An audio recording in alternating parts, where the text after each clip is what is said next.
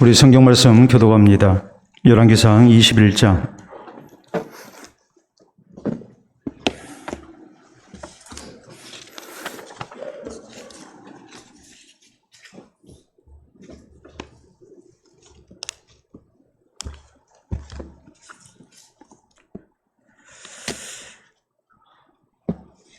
열왕기상 21장 17절에서 마지막 29절 말씀 교독합니다. 여호와의 말씀이 디셉 사람 엘리야에게 임하여 이르시되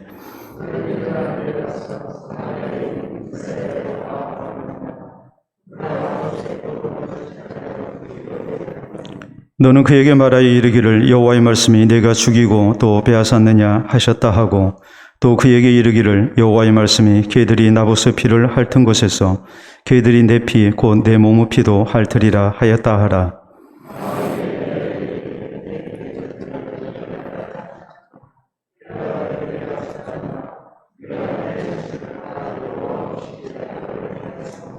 여호와의 말씀이 내가 재앙을 내게 내려 너를 쓸어버리되 내게 속한 남자는 이스라엘 가운데에 매인자나 노인자를 다 멸할 것이요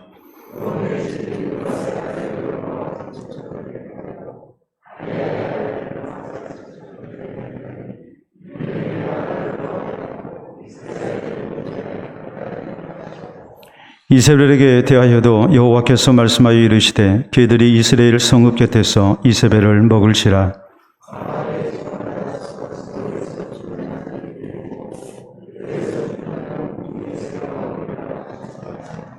예로부터 아합과 같이 그 자신을 팔아 여호와 앞에서 악을 행한 자가 없으면 그를 그의 아내 이세벨이 충동하였음이라.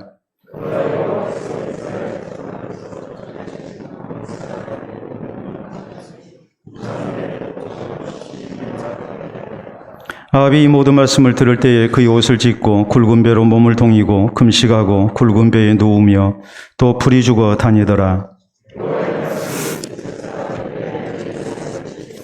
아합이 내 앞에서 겸비함을 내가 보느냐? 그가 내 앞에서 겸비함으로 내가 재앙을 저희 시대에는 내리지 아니하고 그 아들의 시대에야 그의 집에 재앙을 내리리라 하셨더라. 아멘. 기도하고 말씀 받도록 합니다. 하나님 아버지 감사합니다.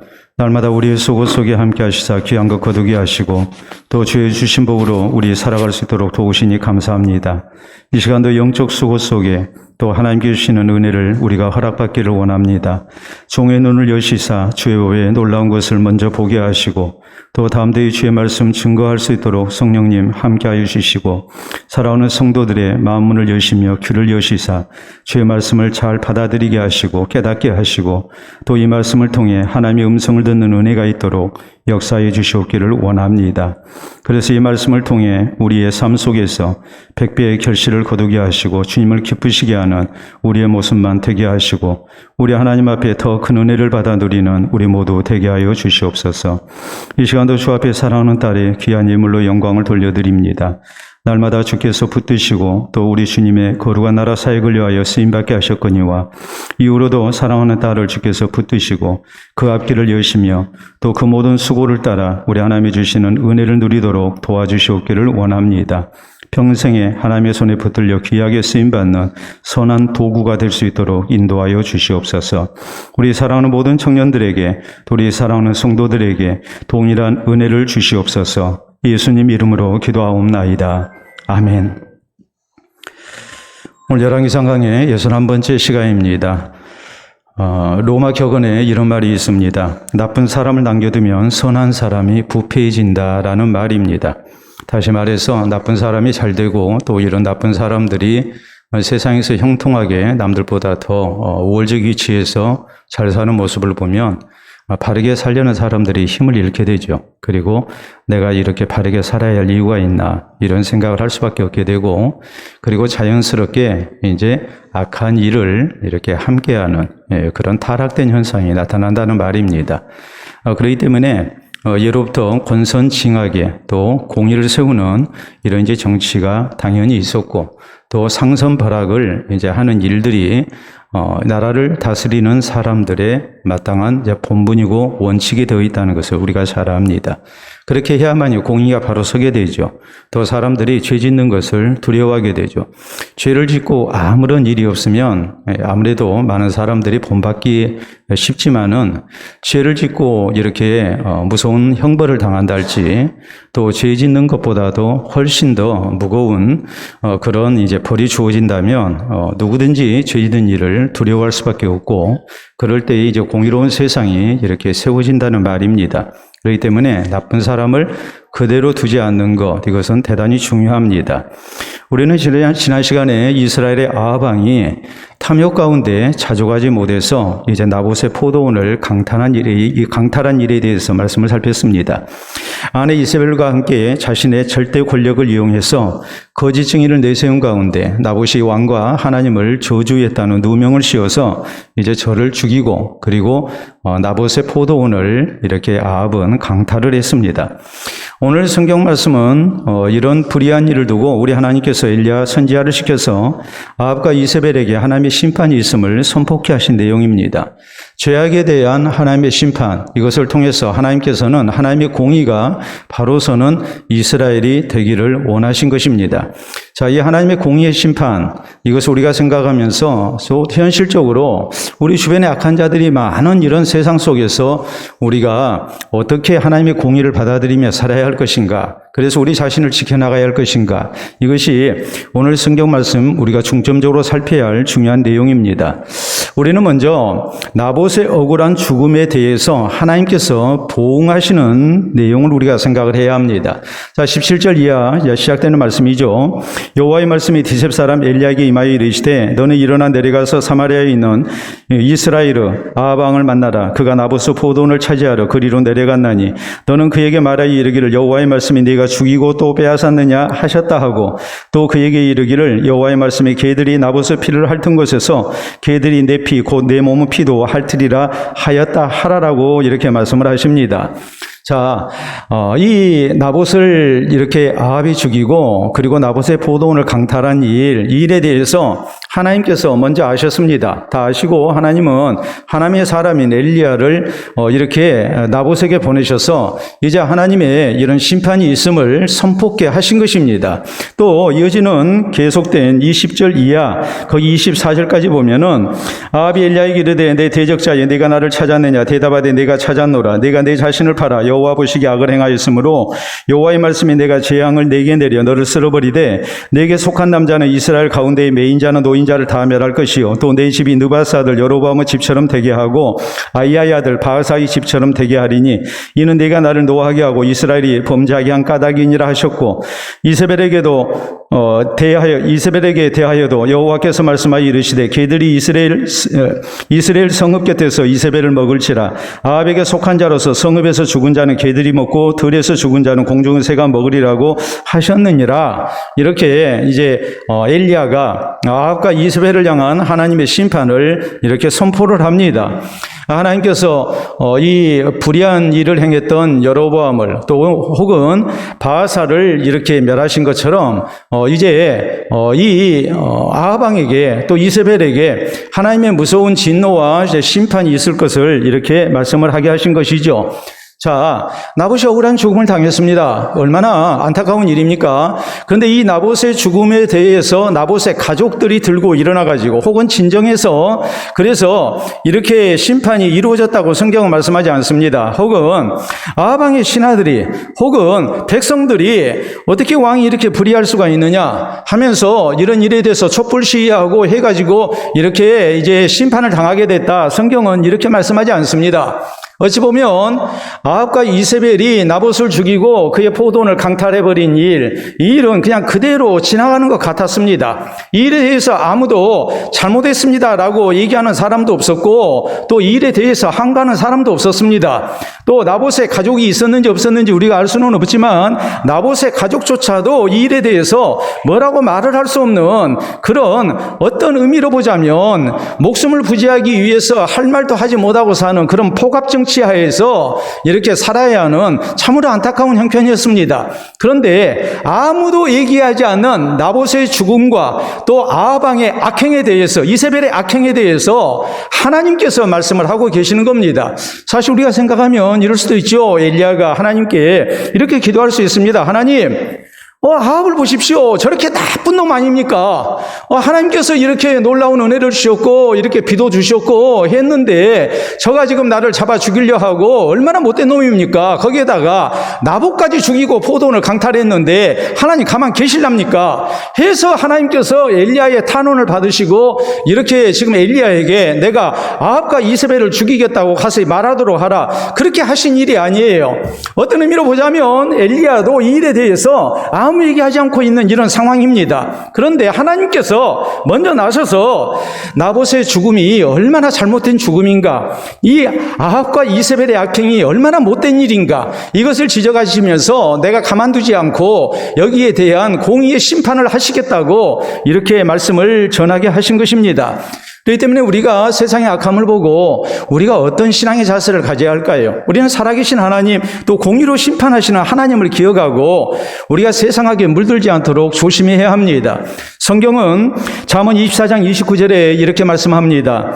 너는 그가 내게 행함같이 나도 그에게 행하여 그가 행한 대로 그 사람에게 갚겠다 말하지 말지니라. 내가 억울한 일 당했습니다. 그러니까 억울한 일 당하고 내가 그만 잊지 못하겠다. 그가 내게 행한 대로 내가 갚아야 되겠다. 그런 소리 하지 마라고 말씀을 하십니다. 왜 우리가 그렇게 해서는 안 될까요? 우리가 이어지는 이제 잠언 20장 22절에 있는 말씀을 보면 너는 악을 갚겠다 말하지 말고 여호와를 기다리라. 그가 너를 구원하시리라라고 이렇게 말씀합니다. 하나님이 살아계십니다. 하나님께서 모든 진실을 알고 계십니다. 그리고 하나님께서 이런 모든 일에 대해서 하나님의 심판을 분명히 나타내실 것입니다. 그것을 우리가 믿고 우리가 뭐 하라는 겁니까? 하나님을 기다리라고, 하나님의 공의의 심판을 우리가 기다려야 한다고 이렇게 말씀합니다. 여러분, 다윗이 세상을 살다가 참 억울한 일을 많이 당합니다. 우리가 성경에 보면 그렇죠. 다윗이 사울왕에게 얼마나 억울한 일을 많이 당합니까? 사울왕은 죽일 수 있어도 다윗은 죽이지 않았습니다. 대신에 다윗은 하나님이 이 모든 일을 아신다고 믿습니다. 그리고 하나님이 사울왕과 나 사이에 재판장이 되신다고 믿었습니다. 하나님이 공의로 심판하실 것이다. 이 하나님께 모든 것을 맡기고 하나님을 기다립니다. 그럴 때 하나님께서 모든 것을 선히 해결하셨음을 성경은 말씀을 하시죠. 나봇이라는 사람 때문에 다윗이 또 얼마나 인격적인 모독을 당하고 또 못 들을 말을 듣습니까? 심지어는 이렇게 나봇이라는 사람에게, 일개 백성에게 다윗이 무시를 당하는 그런 모욕을 당했거든요. 얼마나 화가 나든지 부하들 데리고 가서 죽이려고 했습니다. 그 정도로 굉장히 모욕적인 일을 당했습니다. 그런데 다윗이 이제 아비가일의 말을 듣고 생각을 바꾸죠. 그리고 뭐라고 그럽니까? 그냥 하나님께서 다 알아서 하실 일이다 생각하고 그냥 참습니다. 하나님께서 나봇을 죽이십니다. 또 우리가 성경에 보면 시므이라는 사람 때문에 다윗이 또 못 들을 말을 듣게 되죠. 그가 다윗을 저주합니다. 아들의 반란 때문에 왕궁을 내주고 피난길에 오른 이 다윗을 쫓아오면서 이렇게 흙먼지를 날리고 또 던지면서 그러면서 너 그런 꼴 당할 줄 알았다. 네가 우리 사울왕을 죽이고 왕위를 빼앗더니 이제 하나님이 심판하신 거다라는 식으로 막 몰아세우거든요. 얼마나 분하든지 신복인 아비새 장군 얘기합니다. 나로 건너가서 저 개 같은 자식을 단칼에 죽이도록 해 주십시오. 근데 다윗이 막죠. 나 돌아. 저거 다 하나님이 시켜서 하신 일이다. 또 내 몸에서 나를 또 나에게 이렇게 반역을 하는데 사울 왕가에 저 사람이 오죽하겠냐. 그냥 둬버려라. 하나님이 알아서 하실 것이다. 하나님이 알아서 하시잖아요. 시므이가 나중에 다 자기 잘못을 이렇게 얘기하고 돌아오잖아요. 여러분, 우리가 디모데후서 4장에 보면 사도 바울이 자기 일생을 돌아보면서 이제 자기에게 참 여러 가지로 힘들게 한 사람을 이렇게 기억해냅니다. 그 사람은 구리 세공업자인 알렉산더라는 사람이었습니다. 우리가 성경에 보면 그렇죠. 이 사도 바울이 디모데에게 이 알렉산더라는 사람 조심해라. 저가 우리를 심히 대적했다 그랬거든요. 그러면서 뭐라고 그럽니까? 주께서 그 행한 대로 갚으실 것이다. 여러분, 내가 알렉산더에게 복수하려고 했는데 못했으니까 네가 대신 해주라. 그렇게 바울은 말하지 않습니다. 너도 그 사람 조심해라. 그 사람 조심해야 할 사람이다. 그렇지만 내가 그대로 둔 이유가 어디 있느냐? 하나님이 다 아시고 하나님이 갚으실 것이라는 것을 나는 믿고 있다라고 이렇게 말을 하죠. 그렇기 때문에 로마서 12장에 우리에게 뭐라고 말씀하시나요? 우리로 하여금 내가 당한 대로 원수를 갚아야 되겠다. 그렇게 하지 말라고 말하죠. 성경은 뭐라고 말씀하십니까? 그냥 하나님의 진노하심에 맡기라고 그러거든요. 그리고 우리에게 선으로 악을 이기라고, 오히려 더 잘해주라고 이렇게 말씀을 하지 않습니까? 우리가 바보여서 그렇습니까? 아닙니다. 하나님께서 살아계시고 하나님께서 모든 진실을 아시고 또 하나님께서 공의로 분명히 심판하실 것이기 때문에 우리가 살아계신 하나님을 믿고 월권 행위를 하지 말라고 이렇게 성경은 우리에게 분명하게 명령하고 있는 겁니다. 아더 스미스라는 사람이 이 사람은 선교사였습니다. 그래서 중국에서 한 25년 이상을 이렇게 사역을 해서 중국 사람들의 그런 성격을 잘 알고 있는 사람이에요. 그래서 이 사람이 중국인의 성격이라는 책을 썼어요. 근데 여기에 보면은 이런 내용이 나와요. 중국 사람들은 언성을 높여 싸우면서 자꾸 상대방이 집중하는 게 아니라 주위를 살펴요. 주위를 살피는 이유가 내가 이렇게 원성을 높이고 싸우면 동네 사람들 참 부끄러운 일이다 해서 주위를 살피는 게 아니고 이제 자기에게 유리한 판정을 해줄 만한 사람이 있는지 이렇게 살피는 거예요. 그래서 그 사람이 지나가면 그를 붙잡고 이제 통사정을 하는 겁니다. 그리고 말합니다. 누가 잘했는지 당신이 좀 판단 좀 해달라. 우리 둘이 이렇게 계속 싸우고 있는데 당신이 좀 얘기를 듣고 판단을 해달라고 얘기를 해요. 그런데 중국 문화가 어떻게 돼 있느냐? 전혀 모르는 행인이랄지라도 만약에 이런 부탁을 받게 되면 개입해서 판단해 주는 것이 저희의 예의고 관례라고 이렇게 쓰고 있습니다. 그래서 아더 스미스 선교사는 이렇게 이제 기록을 해요. 그게 뭐냐면 이런 식으로 하다 보니까 작은 다툼이 큰 다툼이 되더라. 그리고 개인 간의 문제가 서로 당사자 간에 조용히 해결해야 할 문제가 많은 사람이 개입해가지고 결국 감정 싸움으로 치닫고 말더라. 이게 중국 사람들의 성격 가운데 하나다라고 이렇게 쓰고 있어요. 근데 저는 이 대목을 읽으면서 그런 생각을 했어요. 이것이 꼭 중국 사람들만의 모습일까? 오늘 하나님의 교회 안에서도 우리가 그럴 때가 참 많죠. 서로 간에 자기가 옳다고 다툼이 있을 때에 우리는 내게 유리하게 얘기를 들어줄 만한 사람, 또 내 편이 되어줄 만한 사람, 그런 사람 붙잡고 얘기하잖아요. 그리고서 내가 억울하게 당했다고 이 억울함을 당신이 좀 도와달라고 이런 식으로 우리가 사람을 붙잡는 경우가 얼마나 많습니까? 그러다 보니까 이 싸움이 커져버립니다. 그리고 결국에는 악화가 돼가지고 이제 제대로 해결을 하지를 못해요. 성경은 우리에게 어떻게 하라고 그랬습니까? 내가 아는 사람을 데려다가 개입시키라고 우리에게 말씀하지 않습니다. 오히려 성경은 우리에게 뭐라고 말씀하십니까? 당사자인 나조차도 거기에서 한 걸음 빼라고 말씀을 하십니다. 대신에 누가 개입하기를 기다리라는 겁니까? 하나님께서 개입하시기를 기다리라고 말씀하십니다. 여러분, 우리가 살아계신 하나님을 믿는 사람이고 하나님은 공의의 하나님이신 것을 믿습니다. 또 하나님께서는 공의 가운데 세상을 다스리고 계심을 믿는 사람들입니다. 그러면 우리가 뭐 해야 합니까? 억울한 일 당했을 때 이런 모든 일에 대해서 우리가 하나님께 호소하고 하나님의 개입을 기다릴 줄 아는 성도가 돼야 됩니다. 그래서 우리 하나님께서 모든 것을 진실을 따라서 이제 옳게 이렇게 판가름해 주시는 하나님의 개입 속에서 모든 것이 하나님의 공의를 따라서 이제 선한 결과를 얻는 모습이 되도록 하는 것, 이것이 오늘 우리가 가져야 할 그런 신앙의 자세인 것을 우리가 잊어서는 안 됩니다. 혹시라도 우리가 사회의 어떤 불의를 볼 때에 혹은 개인적인 억울한 일을 당했을 때에 우리는 사람의 힘으로 모든 것을 해결하려고 하는 유혹을 받을 수 있는데 우리가 그리하지 말아야 합니다. 대신에 우리는 한 걸음 뒤로 물러서서 하나님께 기도하며 하나님의 개입을 호소하는 가운데 하나님을 기다릴 줄 아는, 그래서 공의의 하나님께서 모든 것을 이제 올바로 판단해 주시고 또 심판하시는 이런 결과를 얻기를 힘쓰는 성도가 돼야 됩니다. 그래서 우리가 혹시라도 분노함으로 인해서 또 억울한 일을 통해서 우리가 함께 악해지는 그런 사람 되지 아니하고 우리의 믿음을 지키고 나를 지키는 가운데 우리가 살아계신 하나님의 역사를 보는 이런 은혜가 우리에게 있기를 바랍니다. 자, 다음 두 번째로 우리가 여기 살펴야 할 말씀이 뭐냐면 아합이 왜 이렇게 나쁜 왕이 됐느냐라는 것을 오늘 성경은 지적을 해요. 그것은 그의 아내 이세벨 때문이었다라고 이렇게 말씀을 하고 있죠. 자, 거기 25절, 26절 말씀 봅니다. 거기 보면은 예로부터 아합과 같이 그 자신을 팔아 여호와 앞에서 악을 행한 자가 없음은 그를 그의 아내 이세벨이 충동하였습니다. 그가 여호와께서 이스라엘 자손 앞에서 쫓아내신 아모리 사람의 모든 행함같이 우상에게 복종하여 심히 가증하게 행하였더라라고 이렇게 말씀을 합니다.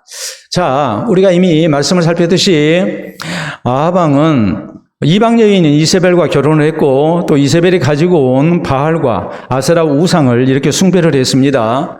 그리고 이 사람은 아주 굉장히 많은 부분에 있어서 이제 아내의 좋지 못한 영향을 받는 사람이었습니다. 갈멜산에서 살아계신 하나님의 놀라운 역사를 봤습니다. 그리고 우상이 얼마나 허무한가도 봤습니다. 그런데 이 아합 왕이 왕궁으로 돌아가서 아내의 말을 듣고 사람이 180도로 바뀌어버리잖아요. 그리고 여전히 하나님을 적대시하고 선지자를 잡아 죽이려고 하는 그런 만행을 저지르잖아요. 그리고 급기야는 나봇까지 죽이고 포도원을 강탈하잖아요. 사실 아합은 하나님의 명령이 율법이 조상에게 받은 토지를 팔 수는 없습니다. 왕이라 할지라도 그렇게 할 수 없습니다. 나봇이 얘기를 했을 때에 정말 할 말이 없었어요. 그래서 그냥 혼자 그냥 내 가슴을 앓는 거죠. 식사도 하지 않고 그냥 고민 속에서 끙끙 앓는 겁니다. 이 모습을 보고 아내 이세벨이 당신 뭐 때문에 그럽니까? 그랬더니 아합이 이제 얘기를 하죠. 나봇의 포도원을 내가 이렇게 가졌으면 좋겠는데 내가 좋은 포도원으로 바꿔준다 해도 싫다고 그러고 또 상당한 값을 쳐준다 해도 싫다고 그러면서 하나님의 율법이 이것을 금한다고 안 된다고 합니다. 그러니까 이세벨이 충동했잖아요. 뭐라고 충동했어요? 당신이 이스라엘을 다스립니까? 당신이 왕입니까? 아니 왕이 그것도 못합니까? 누가 감히 왕의 명령을 거절합니까? 그러면서 했던 말은 걱정 마세요. 내가 알아서 다 할게요. 해서 결국에 거짓 증인을 내세워가지고 이렇게 나봇이 왕과 하나님을 이렇게 저주했다는 누명을 씌워가지고 결국 돌로 쳐 죽이지 않았습니까? 그리고 남편에게 얘기하지요. 나봇 죽었습니다. 이제 그 포도원을 취하소서.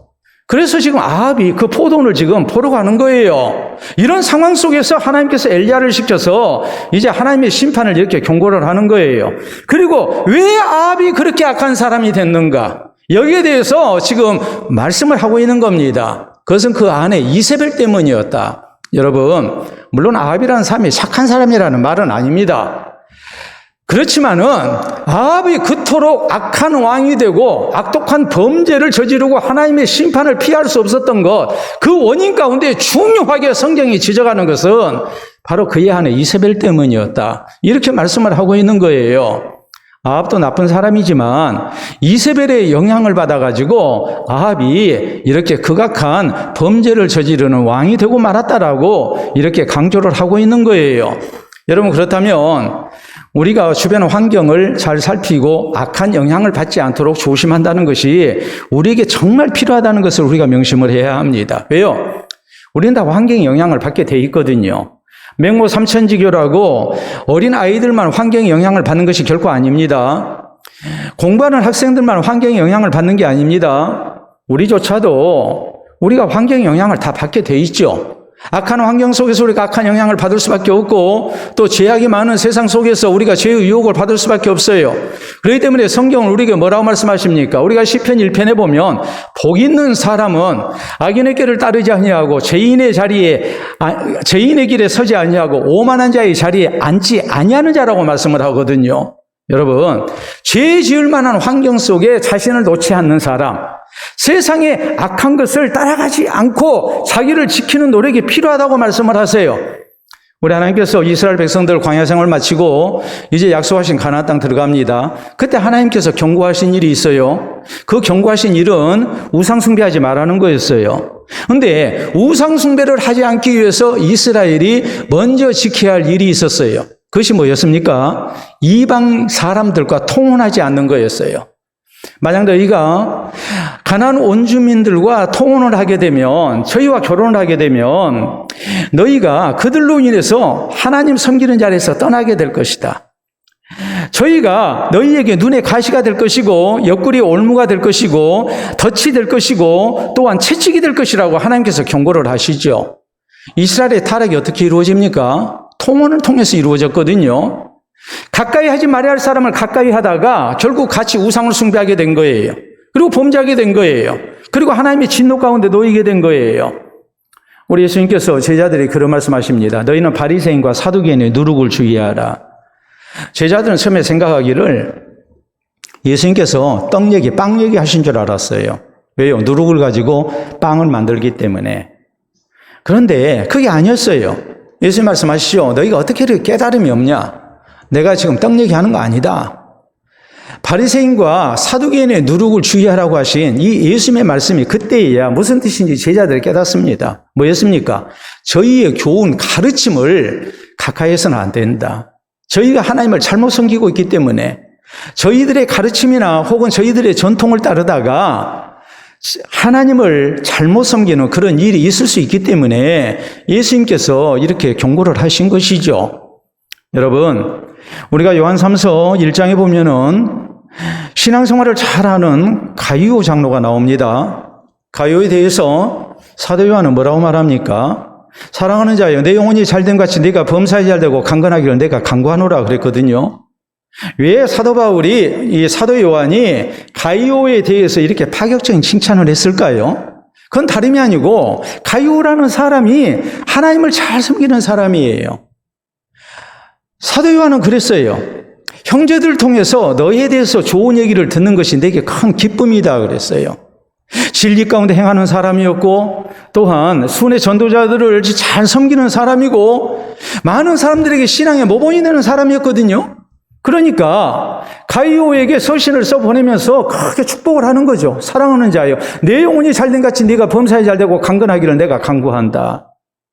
그런데 이렇게 신앙생활을 잘하고 많은 사람들에게 본이 되고 또 사도에게 보람이 되고 면류관이 됐던 이 가이오에게 사도 요한은 한 가지 부탁을 합니다. 그게 뭐였습니까?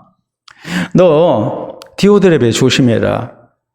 디오드레베는 으뜸되기를 좋아하고 또 목회자들을 대적하고 자기 말 듣지 아니하는 사람은 교회에서 내쫓는 사람이다. 이런 사람 가까이 하지 마라. 대신에 데메드리오를 본받도록 해라. 데메드리오는 하나님 말씀대로 살려고 하는 사람이고 또 하나님의 말씀에 순종해서 이렇게 선한 일을 많이 하는 사람이지 않느냐. 여러분, 신앙생활을 잘하고 있는 사람입니다. 온 교회의 자랑이 되는 사람이에요. 사도에게 있어서 보람이 되고 면류관이 되는 사람이에요. 사도가 마음껏 축복하는 사람이에요. 그런데 그에게 부탁하는 겁니다. 너 그래도 조심해야 한다. 교회 안에 디오데베 같은 사람이 있고 데메드리오 같은 사람이 있는데 우리가 누구를 본받아야 할 것인가? 누구를 가까이 해야 할 것인가? 우리가 디오데베 같은 사람을 가까이 하다 보면 우리의 신앙이 변질되기 쉽고 우리가 같이 죄짓기 쉽습니다. 그러니까 사도는 말합니다. 데메드리오를 가까이 해라. 데메드리오를 본받도록 해라. 오늘 나 자신이 다른 성도들이 가까이 하기에 충분한 믿음의 사람이 되는 것 우리에게 필요하죠. 또 한편으로 우리는 내 신앙생활에 있어서 주변에 좋지 않는 영향을 끼친 사람들, 또 불신자들 우리가 극도로 조심하면서 우리의 신앙이 혹시라도 이렇게 물들지 않도록 악한 영향을 받지 않도록 조심하는 노력이 필요합니다. 자, 중국 고사에 있었던 일을 이제 그림으로 이렇게 그린 그런 작품을 하나 보도록 하겠습니다. 여러분, 여기 보시면 한 사람이 소를 끌고 다른 데로 가고 한 사람은 흐르는 겨울물에 이제 자기 귀를 씻는 모습입니다. 저것은 우리가 무엇인지 잘 알죠. 고대 중국에 허유라는 선비가 이렇게 지금 귀를 씻고 있어요. 귀를 씻고 있는 이유가 왕이 자기에게 얘기하기를 그대가 내 뒤를 이어서 이 나라의 왕이 됐으면 좋겠습니다 하고서 왕이 될 것을 이렇게 권유를 했어요. 그러니까 허유가 굉장히 고고한 선비인데 이렇게 세속적인 정치, 더러운 세상 가운데 자기를 왕이 되라 했다고. 그래서 사람이라는 게 그렇잖아요. 당신이 왕이 되시오라고 이렇게 제안을 받았다면 상당히 유혹이잖아요. 예? 아무리 지금까지 내가 고고하게 살아야 되겠다, 내가 선비의 삶을 살아야 되겠다 했지만은 왕이 되라는 권유를 왕으로부터 받았을 때에 얼마나 그것이 유혹이 되겠습니까? 그렇기 때문에 허유는 들어서는 안 될 말을 들었다 생각하고 귀를 씻고 있는 거예요. 근데 그의 친구 소부가 소를 물먹이러 왔습니다. 왔다가 귀를 씻고 있는 이 허유를 보고 이제 그에게 묻습니다. 무엇 때문에 이렇게 귀를 씻고 있는가? 그랬더니 허유 대답이 왕이 나에게 왕이 되라고 이렇게 권유를 했는데 내 귀가 더러워졌기 때문에 귀를 씻는다고 그래요. 그러니까 소부가 뭐라고 그럽니까? 그대가 씻은 더러운 물을 내 소에게 먹일 수가 없다 하고 소를 끌고 상류로 올라가는 거예요. 저게 그 그림이에요. 아주 유명한 고사죠. 나를 지키기 위해서 혹시라도 악한 영향 받지 않도록 극도로 조심하잖아요. 우리의 신앙을 지키기 위해서, 나 자신을 지키기 위해서 우리도 이런 노력이 필요해요. 아무데나 아무 사람이나 우리가 만나고 또 우리를 세상의 여러 가지 유혹 가운데 쉽게 노출시키는 것, 이것이 얼마나 우리로 하여금 잘못된 영향을 받게 할 수 있다는 것, 이것을 우리가 잊어서는 안 돼요. 분명히 성경은 말씀합니다. 아합이라는 사람이 원래 악했다. 그런 성격 아주 부하겠다. 아주 욕심사나운 사람이었다. 그래서 죄지었다. 그렇게 말씀하지 않아요. 악한 여자 이세벨이 그 왕후였기 때문에, 이세벨의 영향 때문에, 그래서 하나님의 말씀을 기억하고 하나님의 말씀대로 살아야 함을 너무나도 잘 알고 나봇의 말에 대해서 아합이 어떻게 하지를 못하고 고민하고 있는 이 아합을 충동했던 사람, 그거 지킬 필요 없다고 한 사람, 그 사람은 다른 사람이 아닌 그의 아내 이세벨이었다. 그리고 결국 그 영향 때문에 아합은 자신을 팔고 말았다라고 이렇게 지적을 하고 있는 거예요. 오늘 우리가 이 말씀을 생각하면서 혹시라도 불신앙적인 그런 영향을 받지 않도록 우리가 늘 조심하고 또 조심하는 노력이 우리에게 있어야 합니다. 자, 다음 세 번째로 우리가 또 생각해야 할 귀한 교훈이 있어요. 그 뭐냐면, 자, 하나님의 이런 무서운 진노와 또 심판에 대해서 경고를 받았던 아합이 어떤 자세를 취했고 그 결과가 어떤 거였는가라는 거예요. 자, 27절 이하에 있는 말씀이에요. 아합이 이 모든 말씀을 들을 때 그의 옷을 찢고 굵은 배로 몸을 동이고 금식하고 굵은 배에 누우며 또 풀이 죽어 다니더라.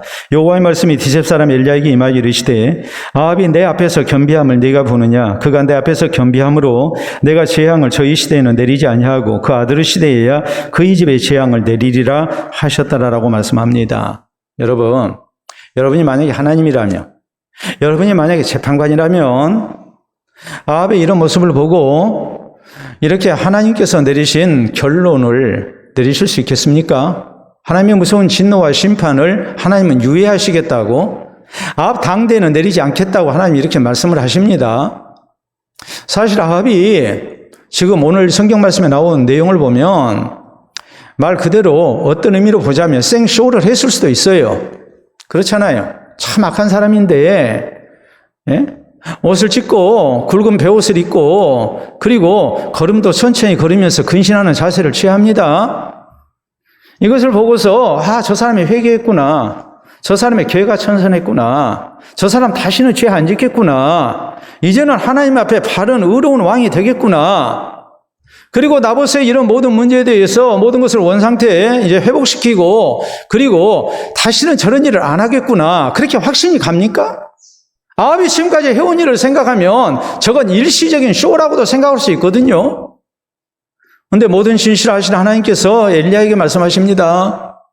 아합이 내 말을 듣고 근신한 것을 겸비함을 네가 보느냐 하면서 하나님께서 일방적으로 이 아합에 대한, 아합의 범죄로 인한 하나님의 무서운 진노와 심판을 유예하시겠다고, 그것도 아합 당대는 내리지 않고 아합의 아들대에 내리겠다고 이렇게 파격적인 긍휼을 베푸시거든요.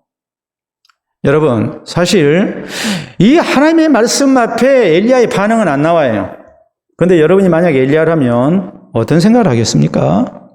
아니, 하나님, 아합에게 한두 번 속으십니까? 아합이 어떤 사람인데요?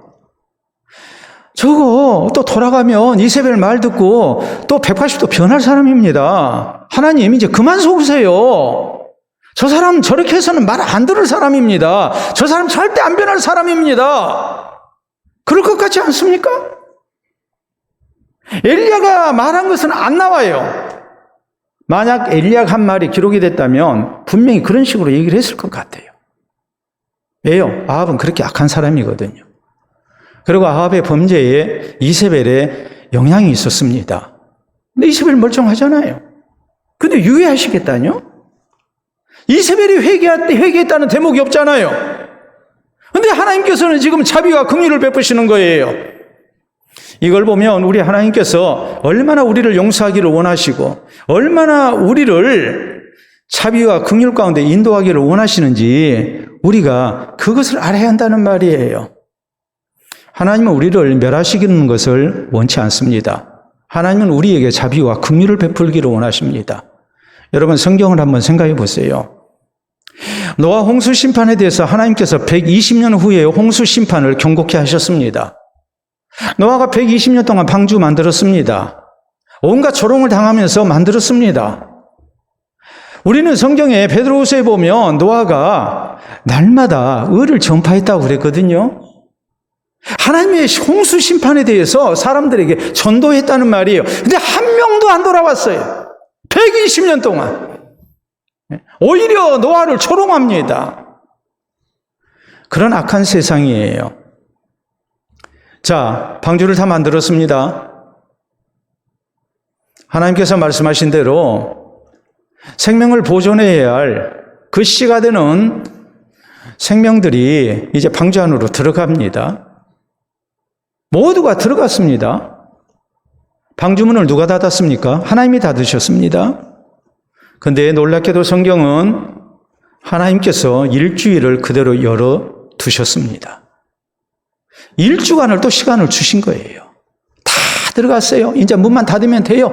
근데 하나님은 안 닫으세요. 일주일 동안을 그대로 두세요. 지금이라도 오라는 거예요. 그러면 내가 용서하겠다는 거예요.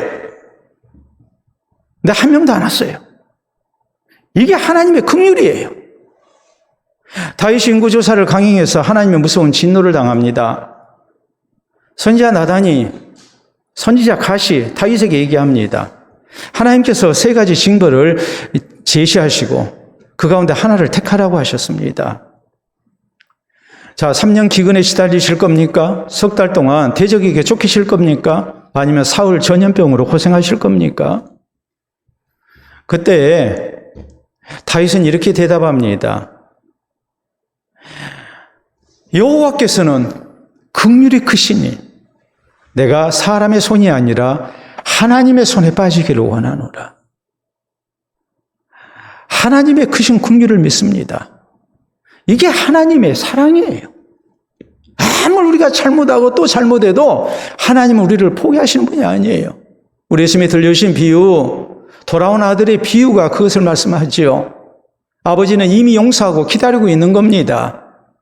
이게 우리를 향하신, 죄인을 향하신 하나님의 사랑이에요. 하나님의 긍휼이에요. 우리 예수님께서 우리에게 이런 말씀하시죠. 형제가 너에게 잘못하거든 7번씩 70번이라도 용서하라고 그랬거든요. 당시 바리새인들은 이렇게 가르쳤어요. 3번까지만 용서해라. 3번을 넘어서면 네가 바보 되는 거다 그랬어요. 사실 그렇죠. 3번이나 용서했잖아요. 근데 받아들이는 사람은 저 사람이 참 용서를 이렇게 잘하시는 사람이구나. 참 고맙다. 이렇게 받아들이는 것이 아니라 나를 바보 취급하는 겁니다. 저 사람은 나 잘못했다 그러면 다 넘어가는 사람이야. 하고서 그것을 악용한다는 얘기예요. 그래서 바리새인들은 3번까지만 용서해라 그랬어요. 베드로가 질문합니다. 주여, 사람이 내게 잘못하면 몇 번까지 용서할까요? 7번까지 할까요? 베드로는 그런 생각을 했을 거예요. 예수님께서 죄인들 용서하시는 것을 보고 나는 예수님의 제자니까 바리새인의 제자들은 3번까지만 용서하라고 그러는데 나는 예수님의 제자니까 7번까지는 해야 되겠다. 이런 생각을 하고 7번을 얘기한 거예요. 근데 예수님의 대답은 놀랍게도 7번뿐만이 아니라 7번씩 70번이라도 해라 그랬거든요. 490번까지 하라는 말이 아니에요. 잘못했다고 하면 한없이 용서하라는 말이에요. 그럼 우리 생각을 해봅시다. 우리한테 한없이 용서하라 하신 주님께서 우리 한없이 용서 안 하시겠습니까? 우리를 더 용서하시지요. 이 하나님의 용서와 사랑이 예수 그리스도의 십자가를 통해서 나타난 겁니다. 그래서 성경은 말씀합니다. 로마서 5장 8절에 보면 우리가 아직 죄인 되었을 때에 그리스도께서 우리를 위하여 죽으심으로 하나님께서 우리에 대한 자기의 사랑을 확증하셨느니라. 우리가 아직 죄인 되었을 때에 예수 그리스도를 십자가에서 죽게 하시고 하나님이 우리를 얼마나 사랑하시고 용서하시는지 하나님이 증명하셨다라고 성경이 이렇게 말씀합니다. 유대인들의 전설 가운데 이런 얘기가 전해집니다. 하나님께서 사람을 창조하기 전에 천사들과 의논을 하신 걸로 이렇게 나와요. 하나님께서 세상 만물을 창조하시고 이제 내가 사람을 창조하고 싶다. 그러니까 정의의 천사가 하나님 사람 창조하면 안 됩니다. 왜냐하면 하나님께서 사람을 창조하신다 할지라도 저희는 온갖 죄를 짓게 될 것이고 하나님 보시기에 참 좋은 이 세상은 온갖 불의로 가득 차게 될 것입니다. 그러니까 사람 창조하면 안 됩니다. 그런데 진리의 천사도 반대합니다. 뭐라고 반대하냐면 하나님 사람 창조하면 안 됩니다. 인간은 너무나 사악한 존재이기 때문에 늘 거짓말을 하고 속이고 심지어는 하나님도 속이려고 할 것입니다. 거룩의 천사가 또 그 말을 받아서 말합니다. 저도 반대합니다. 왜냐하면 하나님께서 세상 만물을 창조하시고 하나님의 영광을 선포하게 하셨는데 사람은 오히려 하나님의 이름을 더럽히고 하나님의 영광을 가릴 것입니다. 그러니까 사람 창조하면 안 됩니다. 모든 천사들이 반대합니다. 그런데 자비의 천사가 이렇게 자기 의견을 내놓습니다. 하나님 나는 찬성합니다. 정의의 천사가 말한 대로 진리의 천사가 말한 대로 거룩의 천사가 말한 대로 하나님이 만드신 사람이 죄를 짓고 진리와 거룩에서 멀어질 때에 제가 부드러운 손길로 감싸고 사랑스러운 음성으로 말하여 그를 다시 하나님께 돌아오게 하겠습니다. 그래서 하나님께서는 자비의 천사의 말 때문에 사람을 창조하셨고 우리 인간은 정의의 천사가 말한 대로 또 진리의 천사가 말한 대로 거룩의 천사가 말한 대로 우리는 죄를 짓고 거짓말하고 하나님의 영광을 가리는 죄인들이지만 자비의 천사를 통해서 하나님의 자비와 긍휼을 덧입기 때문에 우리가 지금까지 살아있는 것이고 다시 회개하고 또 하나님의 백성으로 살아갈 힘을 얻는 것이라고 이렇게 가르치고 있습니다. 여러분 우리가 마음먹은 대로 하나님 앞에 합당하게 살면 얼마나 좋겠습니까? 우리가 늘 듣는 얘기입니다만 이 세상에서 가장 나를 힘들게 하는 사람 누굴까요? 나예요. 내가 나를 제일 힘들게 해요. 이 세상에서 제일 많이 나를 속이는 사람이 누굴까요? 나예요. 내가 나를 속여요. 내가 결심한 대로 살지 못하고 내가 하나님의 뜻대로 살지 못하는 연약함이 있어요.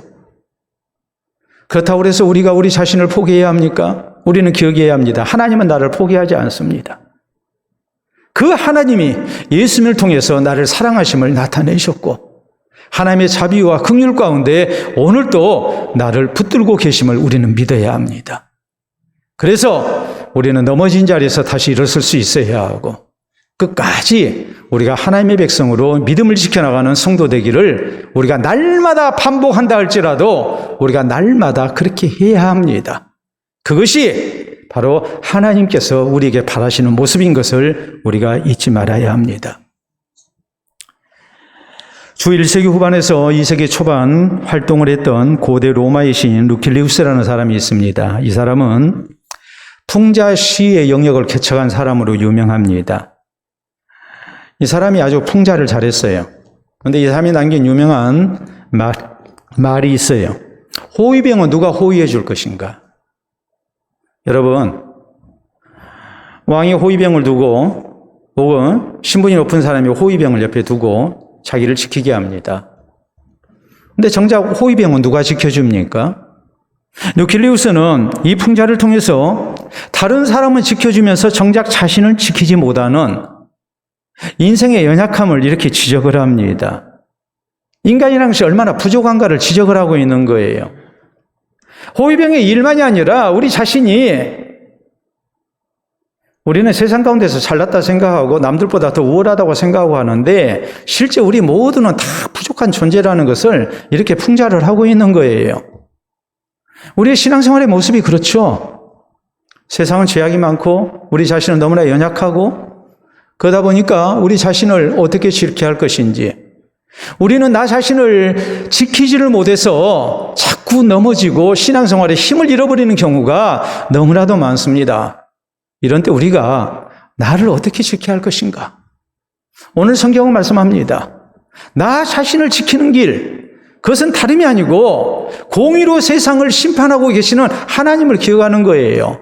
그래서 우리가 불의한 세상 가운데 혹은 억울한 일을 당했을 때에 우리가 함부로 같이 악해지는 일을 우리가 피해야 해요. 또 우리는 어떻게 나를 지켜야 합니까? 우리는 악한 영향을 받지 않도록 조심하는 가운데 나 자신을 지켜나가야 해요.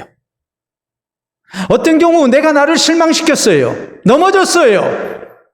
그때도 우리는 나 자신을 포기해서는 안 됩니다. 나를 향하신 하나님의 자비와 긍휼과 용서를 믿고 우리는 믿음의 자리에서 우리는 이겨나가야 합니다. 나를 지켜야 합니다. 오늘 이 주신 말씀 생각하면서 우리가 신앙으로 사는 것이 결코 쉬운 일은 아니지만 우리가 아합처럼 연약한 존재지만 이제 살아계신 하나님, 이 하나님을 우리가 신뢰하면서 주님의 말씀을 따라서 악한 세상에서 나를 지키면서 믿음을 따라 바로 사는 가운데 하나님의 자비와 긍휼 가운데 주님 오시는 그날까지 믿음의 백성으로 굳건히 서가는 우리 모두가 될 수 있기를 바랍니다. 우리 함께 기도합니다.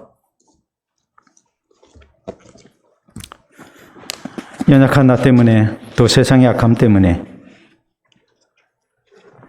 나 자신조차 지키지 못하고 하나님을 향한 신앙을 잃어버렸던 우리의 모습 다시 한번 돌아보면서 하나님의 공의로운 심판을 믿고 이제 더욱 조심하며 사는 가운데 나를 향하시는 하나님의 자비와 용서와 긍휼을 믿고 우리가 항상 믿음의 자리에서 떠나지 않게 해달라고 우리 기도합시다. 그래서 하나님을 향한 신앙을 지키고 나를 지켜나가는 이 죄악 많은 세상에서 거룩한 주의 백성으로 살아갈 수 있는 주의 자녀 되게 해달라고 우리 함께 기도합니다.